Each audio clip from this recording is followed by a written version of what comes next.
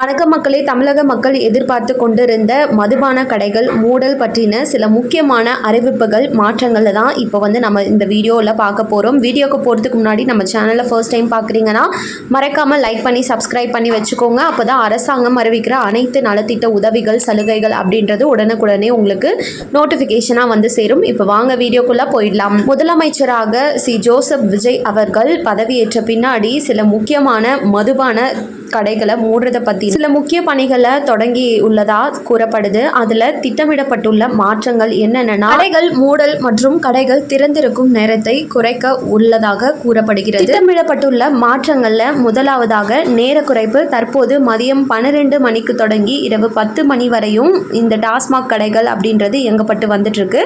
இதனை மாற்றி இரவு 8 மணிக்கே கடைகளை மூட வேணும் அப்படின்னு அரசு ஆலோசித்து வந்துட்டு இருக்கு. மதுவிலக்கை நோக்கி முதலடி. தேர்தல் பிரச்சாரத்தின் போதே தமிழக வெற்றி கழகம் படிப்படியான மதுவிலக்கு என்ற கொள்கையை முன் வச்சது. தாவேகாவின் கொள்கை விளக்கலிலுமே மது அரக்கனை ஒழிப்போம் அப்படின்ற வரிகள் இடம்பெற்றிருந்தது. அதனை போலவே படிப்படியான மூடல், அதாவது முதற்கட்டமாக மக்கள் நடமாடும் அதிகமுள்ள பகுதிகளில் உள்ள கடைகளை மூடவும் பின்னர் ஒட்டுமொத்தமாக எண்ணிக்கையை குறைக்கவும் திட்டமிடப்பட்டுள்ளது.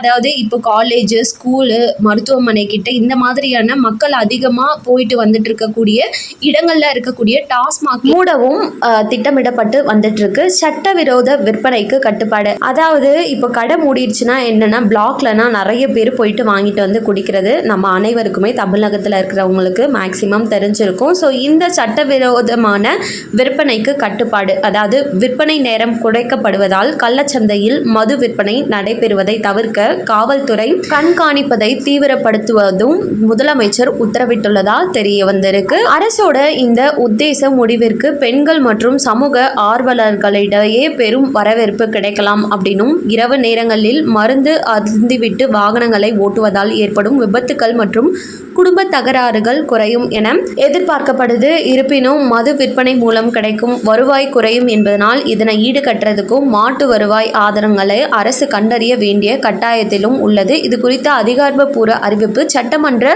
கூட்டத்தொடரில் வெளியாக வாய்ப்புள்ளதாகவும் கோட்டை வட்டார தகவல்கள் தெரிவிக்கின்றன. தமிழகத்தில் போதையற்ற மாநிலமாக மாற்றுவதையே தனது இலக்கு என முதலமைச்சர் விஜய் ஏற்கனவே அறிவித்துள்ள நிலையில் டாஸ்மாக் கடைகள் மூடல் மற்றும் நேர குறைப்பு நடவடிக்கை மூலம் தமிழக மக்களிடையே மகிழ்ச்சியையும் ஏற்படுத்தியிருக்கு அப்படின்னு தான் சொல்லணும். இதை பற்றின அதிகாரப்பூர்வ அறிவிப்பு விரைவில் வெளியாகும் அப்படின்னும் எதிர்பார்க்கப்படுது முதலமைச்சரிடமிருந்து. இதுல என்னோட கருத்து என்ன அப்படின்னா, முதலமைச்சர் அவர்கள் அதை அறிவிக்கிறது மட்டும் இல்லாமல் அதற்கு கீழே இருக்கக்கூடிய காவல்துறையும் கண்டிப்பாக இதற்கு தகுந்த நடவடிக்கை எடுத்து அனைத்துமே சரி செய்யணும். டாஸ்மாக் கடைகள் மூடுறதை பற்றின கருத்துக்கள் உங்களோடது என்ன அப்படின்னு கமெண்ட் செக்ஷனில் சொல்லிட்டு போங்க.